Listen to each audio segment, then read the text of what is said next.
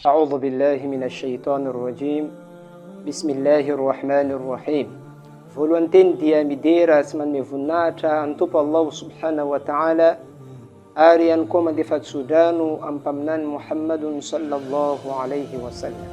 Faly ny tenanay manatitra arahaba ho antsika rehetra izay manaraka an'ity fandaharana ity isan'ny tokantrano any avy, ary miraro soa ho antsika rehetra amin'izao fahatratrarantsika ny volana manakaja feno hasoavan'ny Tompo Allah subhanahu wa ta'ala, volana Ramadan zao. Engany samy hahavita ireo adidy masina izay miandry-tsika hatramin'ny farany insha Allah.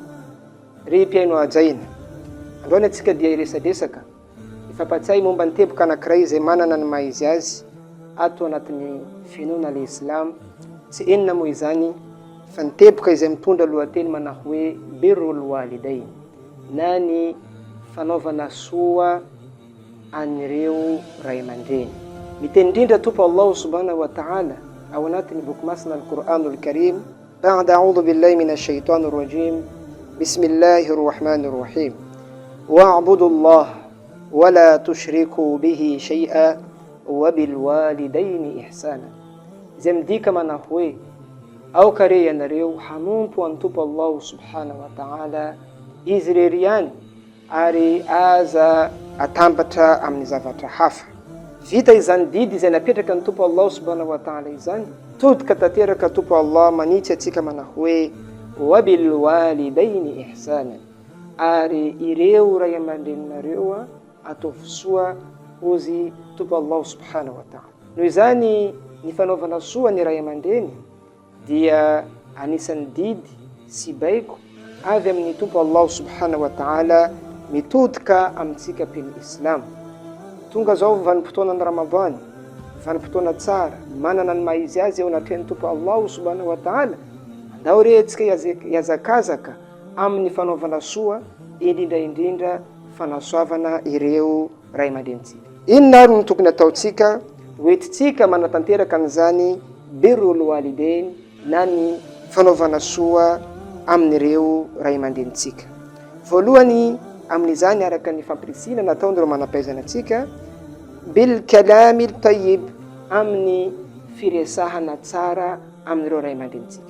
Andao re atsika hiresaka hanome teny mamy, teny tsara, mahateo tia an'ireo ray aman-drenitsika, satria Allah subhanahu wa ta'ala dia nandidy atsika manao hoe wa kullahuma qawlan karima, ary miresary ianao amin'izy ireo teny mamy, teny tsara.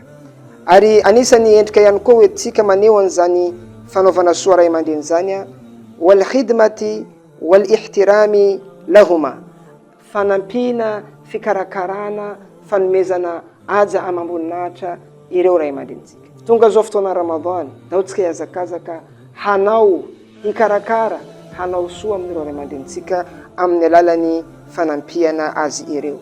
Ary anisan'ny fanaovana soa amin'ny ray aman-dreny ihany koa bidua ilahuma, mifangatantsika dua ho an'izy ireo araka ny fampianarany Tompo Allah subhanahu wa ta'ala manao hoe wa qul rabbi irhamhuma kama rabbayani saghira. Ny fangatantsika dua ho an'ireo ray aman-drenitsika dia anisan'ny endrika anankiray hoentsika manao soa ho an'ireo ray aman-drenitsika.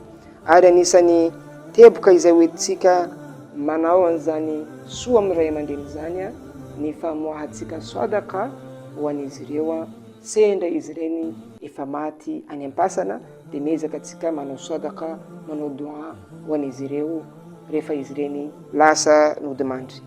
Ireo no endrika vitsivitsy izay hoentsika hanao hampiseho an'izany birrul walidain, na ny fanaovana soa amin'ny ray aman-dreny.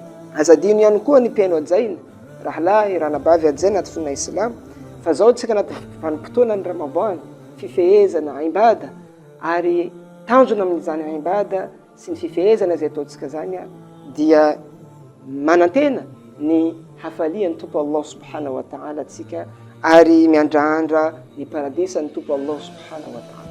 Nefa azadino ry mpiaino ajaina fa ny hafalian'ny Tompo Allah izay andrandraitsika, ary izany paradisan'ny Tompo Allah izay antenaitsika fatratra izany dia hita ihany koa ao anatiny birrul walidain na fanaovana soa ny ray aman-dreny.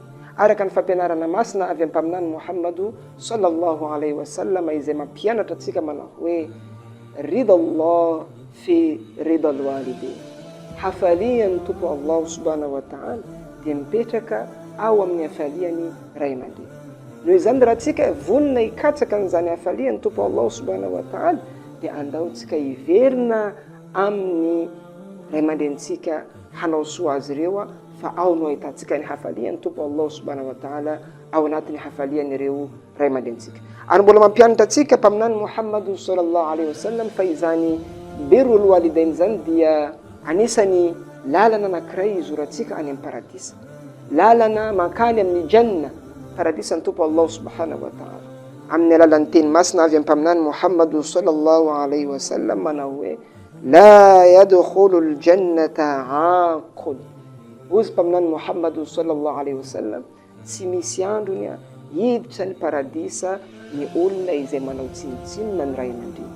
Noho izany araka ny fampianarana izay nazotsika mpaminany Muhammadu sallallahu alaihi wasallam fa kay izany fanajana fanaovana soa amin'ny ray aman-drenitsika izany dia anisan'ny lalana izorantsika makany amin'ny paradisa ny tompo Allah subhanahu wa ta'ala.